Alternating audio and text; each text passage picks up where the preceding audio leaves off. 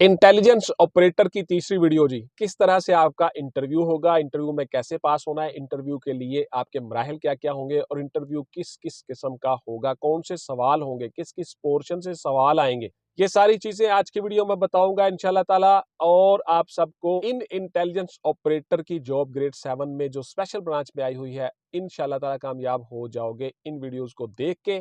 इन्हीं के ऊपर हिदायत पे अमल कीजिएगा। अस्सलाम वालेकुम व्यूअर्स, मैं रजा बुखारी हूं और आप देख रहे हैं बुखारी स्पीक्स यूट्यूब चैनल। और इस चैनल पे आपके लिए मुख्तलिफ सर्विस ओरिएंटेड वीडियोस आती हैं और आप उनसे फायदा उठाते हो। चैनल को प्लीज सब्सक्राइब कर लीजिएगा, बेल का आइकन दबा के ऑल पे जरूर क्लिक करें, बिकॉज आप कहीं बिजी हो और आपको नोटिफिकेशन आ चुका हो, बाद में भी वो वीडियो देख लें। आप लोगों को इसलिए बताता हूं कि आपका टाइम जाया ना हो, आप टच रहो, उसके बाद फिर चैनल पे आते हो दीगर वीडियोस भी देखा करो। चैनल के ऊपर मुझे जरूरत नहीं है अब इन बातों की, बहुत से सब्सक्राइबर हो चुके हैं, बहुत आगे जा चुका चैनल। आप लोगों के फायदे के लिए कहता हूं, आप लोगों का प्यार है, मोहब्बत है, आते हो चैनल को देखते हो और वीडियोस को बाकी को भी देखा करो, आपको इंशाल्लाह फायदा ही होगा इस चैनल से। Thank you very much ji. WhatsApp पे आके कोई सवाल नहीं करेंगे, WhatsApp only for online classes and notes purchasing, not any other discussion. Please clear सुन ले, पूरी दुनिया से लोग सवाल कर रहे होते हैं बेटा, मेरे पास इतना टाइम नहीं होता, इसलिए वहां पे कोई जवाब नहीं मिलेगा आपको। सॉरी फॉर दैट, एडवांस माजरत चाहता हूं। यूट्यूब कमेंट्स में आपके सवालों के जवाब दे देता हूं जब भी मुझे टाइम मिलता है। Intelligence operator special branch interview 2 हिस्सों पर मुश्तमिल होगा। नंबर 1 जी, पहला हिस्सा आपका होगा साइकोलॉजिकल असेसमेंट टेस्ट का। साइकोलॉजिकल असेसमेंट टेस्ट बेसिकली होता क्या है, गौर से सुन लीजिए। नफ्सियाती तौर पे यानी दिमागी तौर पे आपको देख लिया जाता है कि आप दिमागी तौर पे फिट हो, दिमागी सेहत आपकी ठीक है। जिस तरह से आपकी फिजिकल फिटनेस देखी जाती है, इसी तरह से आपकी ब्रेन की फिटनेस भी देखी जाती है। आपके थिंकिंग, आपके ख्यालात, आप नेगेटिव सोचते हो, पॉजिटिव सोचते हो, क्या चीजों को लेते हो, किस तरह से आपके ख्यालात क्या है, नजरियात क्या है।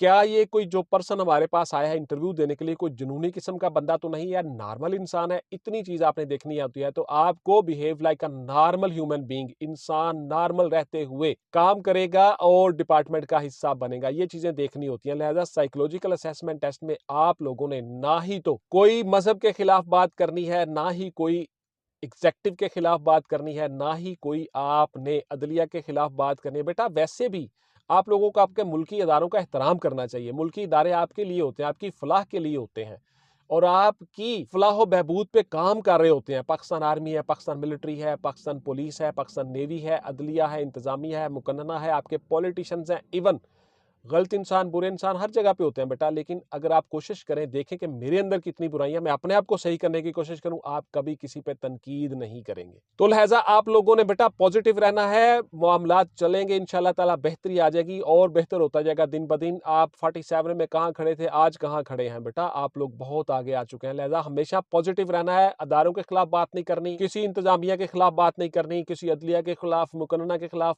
इदारों का एक सिस्टम होता है और सिस्टम के तहत अदारे काम करते हैं और हर इदारा पाकिस्तान का मुखलस है और पाकिस्तान के लिए ही काम कर रहे हैं लोग दिन रात। आप लोग भी तो तैयारी कर रहे हो ना पाकिस्तान के इदारों को सर्व करने की, तो लिहाजा आप लोग सब भी नॉर्मल हो और हर बंदा मुहिब्बे वतन है और पाकिस्तान से मोहब्बत करता है। सो लिहाजा आप लोगों ने बेटा कभी नेगेटिव बात नहीं करनी, ना किसी नेगेटिव एक्टिविटी में हिस्सा लेना है। अगर कोई बंदा आपको नेगेटिव एक्टिविटी में हिस्सा लेने के लिए कहे, उकसाए, उसको मना कर दें, उससे बाज आ जाए, उसके साथ मत बैठें, उसकी बात ही मत सुने बेटा। आप उस कंपनी से उठ जाएं जो पाकिस्तान के खिलाफ या इदारों के खिलाफ कोई बात कर रहा हो।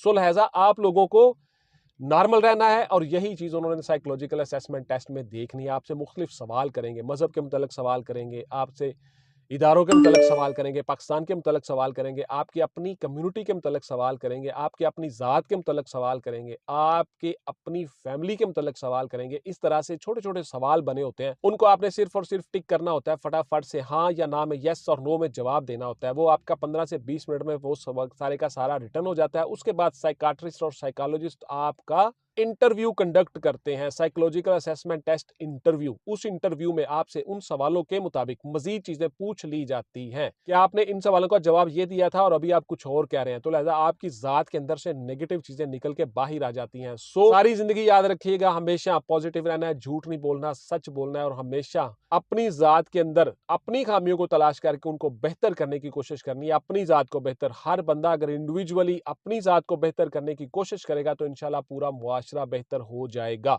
उसके बाद जी आपने साइकोलॉजिकल असेसमेंट टेस्ट में कामयाबी हासिल कर ली। 2 पोर्शन होंगे, रिटन होगा और इंटरव्यू होगा, छोटा-सा मुख्तसर साइकोलॉजिकल इंटरव्यू। उसके बाद आप आ जाओगे, रिकमेंड कर देंगे साइकियाट्रिस्ट और साइकोलॉजिस्ट आपको रिकमेंड कर देंगे कि ये बंदा नॉर्मल है, इसका इंटरव्यू ले लिया जाए, रिकमेंड कर देंगे आपको। अब आप आ जाओगे इंटरव्यू में। इंटरव्यू आपका पैनल पूरा होगा, 5 से 6 बंदे हो सकते हैं। चेयरमैन होगा, उसके साथ मेंबरान होंगे। अब वो आपका इंटरव्यू लेंगे। इंटरव्यू में आपको 4 चीज़ों का ख्याल रखना है जी। सबसे पहले आपको अपनी ज़ात, अपनी एकेडमिक बैकग्राउंड, एजुकेशन और फैमिली के बारे में मुकम्मल पता होना चाहिए। आपकी जो एजुकेशन है, एकेडमिक्स एजुकेशन, उसमें आपने मैट्रिक में कितने नंबर हासिल किए थे, उनकी परसेंटेज क्या बनती है, रोल नंबर क्या था, साल क्या था और आपके सब्जेक्ट क्या थे।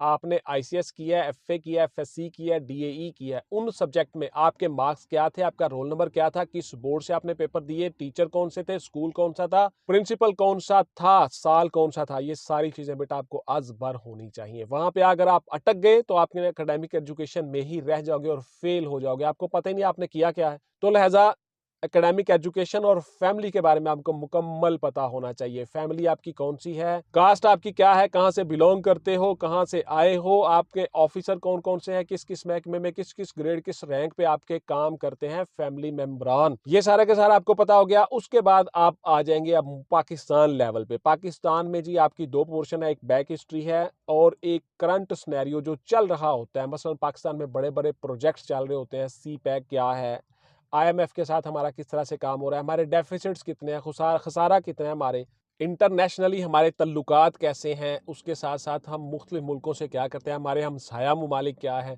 पाकिस्तान की अहम पर्सनैलिटीज़ क्या हैं, स्पेशल ब्रांच की खसूसन आपने फॉर्मेट देख लेना है, इसकी हायरार्की देख लेनी है, इसकी डिवीजन देख लेनी है कि स्पेशल ब्रांच की डिवीजन किस तरह से है, किस तरह से तकसीम किया गया है, इंस्पेक्टर जनरल स्पेशल ब्रांच से लेकर नीचे तक आप किस तरह से काम करते हो, हायरार्की क्या है, इनके ऑफिसेज कहाँ-कहाँ पे हैं, इनकी इंस्टॉलेशंस क्या हैं, इनके एब्रीविएशंस क्या है, मुखफ़फ़ात क्या हैं, रैंक्स और ओहदे क्या हैं, ये भी आपको पता होना चाहिए। उसके बाद आपका आ जाएगा तीसरा portion, international affairs. International affairs में 2 चीज़ें होती हैं जी। एक इंटरनेशनल अफेयर सेम उसी तरह से बैक हिस्ट्री होती है, जिस तरह से पाकिस्तान की बैक हिस्ट्री थी, यानी 1947 से लेकर केम इनटू बीइंग, जब ये मार्ज़ वजूद में आया और टू डेट आज तक, ये जो हिस्ट्री होती है। इसी तरह से वर्ल्ड की हिस्ट्री है। मसलन यूएनओ है, नेटो है, सीटो है, उसके बाद इस्लामिक कॉन्फ्रेंस है, इस्लामी ममालिक की तंजीम है, मुसलमान ब्लॉक किस तरह से है, इस्लामी ममालिक किस तरह से है, वर्ल्ड वार 1 कैसे हुई, कब हुई, वर्ल्ड वार 2 कब हुई, क्या क्या नुकसान हुआ, दुनिया के ब्लॉक्स क्या हैं, यूएनओ के झैली अदारे क्या हैं, कौन कौन सी तंजीमें दुनिया में हिस्सा ले रही हैं, दुनिया में काम कर रही हैं। एक होगी ये हिस्ट्री, दूसरी होगी करंट स्नैरियो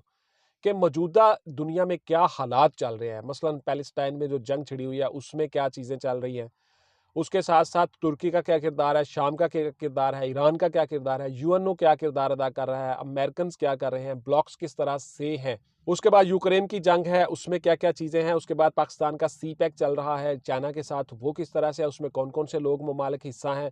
उसके बाद कश्मीर में क्या हो रहा है, अफगानिस्तान की क्या सूरत हाल है, यानी दुनिया की करंट सिचुएशन जो चल रही है, करंट वर्ल्ड अफेयर्स या करंट वर्ल्ड इश्यूज, इनके ऊपर आपका पोर्शन होता है। ये सारी चीजें, कोई भी एक सवाल हो सकता है, लिहाजा आपको पता नहीं आपको कौन सा सवाल होगा, लिहाजा सारी चीजें आपको तैयार करनी चाहिए।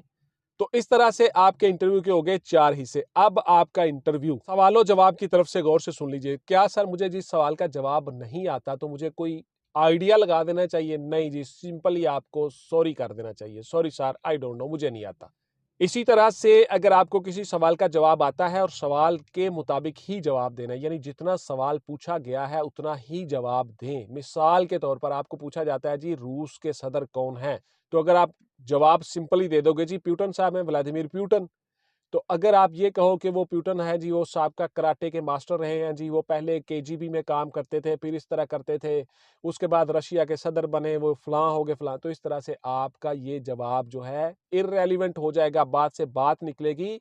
और उसके बाद फिर आपसे पूछेंगे अच्छा केजीबी उन्होंने किस साल में ज्वाइन की थी, केजीबी है क्या, मोसाद क्या है, मोसाद किस तरह से काम करती है, सीआईए क्या है, यानी सवाल से सवाल निकलेंगे। इस तरह से आप फंस जाओगे। तो लिहाजा आपको जितना सवाल किया गया उतना ही आप जवाब दोगे।